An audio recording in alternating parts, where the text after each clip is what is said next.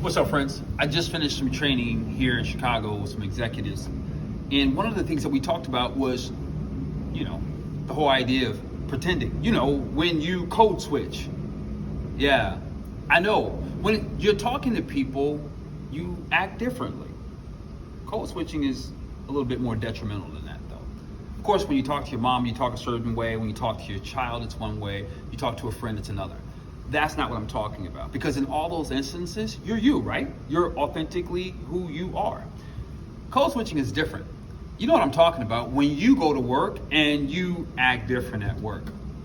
It's interesting because for a long time, I thought code switching was pretty much limited to the African American community, but nah, it's not. In fact, almost all of us go to work and we're someone else at work. In fact, we're dull. We go into what I like to call work speak. We get very narrow vision, boring in our communication style. I'm not going to talk about how to communicate. I want to talk about why in the world do you do that? Why do you hide, deny, not show up as who you are when you spend the majority of your time in that environment? Crazy, right? Here are a few things that you can do or you need to ask yourself to begin to unlock that so you can show up authentically. Number one, where do you spend the majority of your time on a day-to-day basis? At the office, right? Of course. What would it be like to put on a mask all day or for 3/4 of your day every day? Like be Halloween for 8 hours a day, 10 hours a day, 12 hours a day. Yeah, that's what you're doing. You're essentially putting on a mask during the longest periods of your day that you're awake, and it's robbing you of the opportunity of being free. I know. You're doing it because, well, what else am I gonna do? Well, I've talked about this before, where only 95% of people don't know who they are, so they wear this mask, and we all do it. But the reality is that we're all suffocating. We're all uncomfortable. We're all frustrated because we're not being us. When I was working with the execs today, one of the things I like to talk about is authenticity, bringing out who you really are, just in different ways.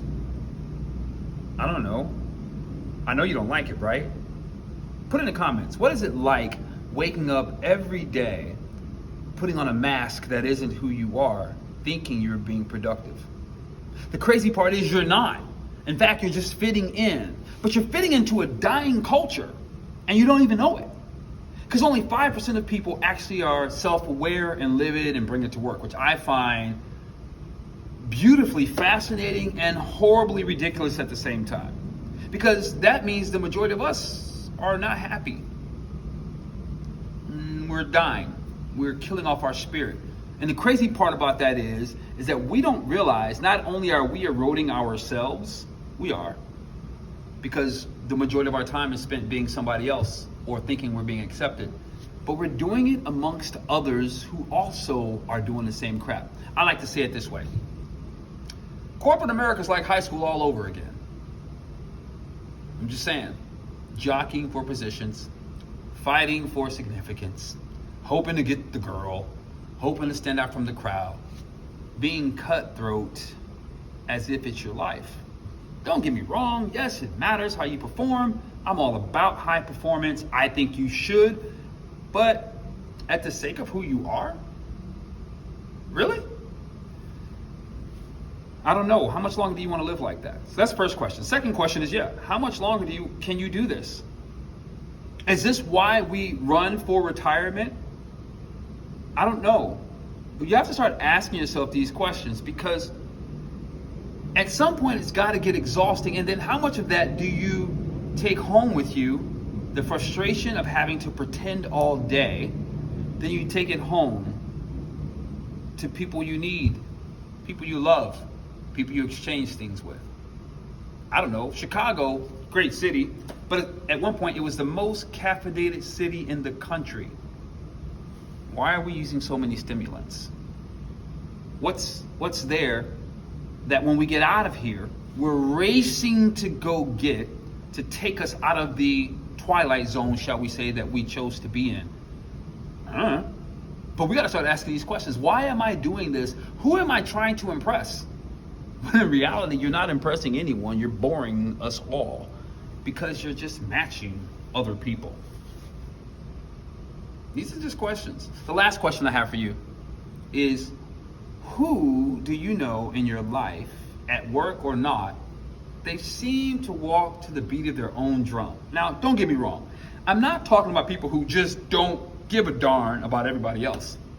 That's a very different conversation. As a matter of fact, the person who doesn't care about anybody else is probably the person who's hurting inside and putting up a fight to keep people away because they're afraid to be vulnerable and be authentic. That's not what I'm talking about. I'm talking about the person who's relaxed, who shows up as them. And they're not full of pretense. They're not trying to overly impress. And they seem to have a level of confidence and swag that everybody loves, everybody sees, and everybody respects. That person, that's the person you probably want to have a conversation with and ask them, what allows you to walk with that level of confidence? What allows you to show up? It's funny because maybe that was the answer in the question. Confidence. Confident that who they are is more than enough. So many of us don't even believe that. And that's why we have some of the challenges that we have. I mean, I get it.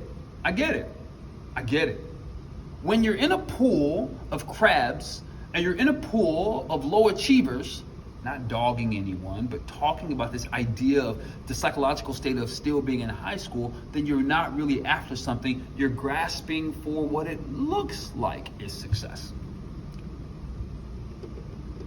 I don't know. Think about it. But if you go back and you ask that person, seriously, how did you get the confidence and what allows you to walk with that level of trust and authority? Spend some time with them. You might discover self-awareness. I don't know. What do you think? In the chat, tell me, what do you think in my comments below? Why do you think they walk to the beat of their own drum?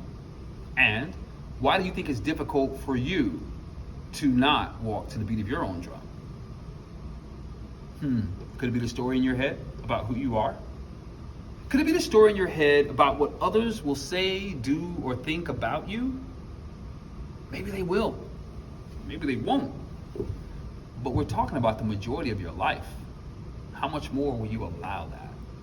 How much more will you do that? There's a difference. I already told you. If you're angry and upset and you're going to bring that, I'm not talking about bring how you feel. I'm talking about be you and be adaptable like you are in any given situation at home.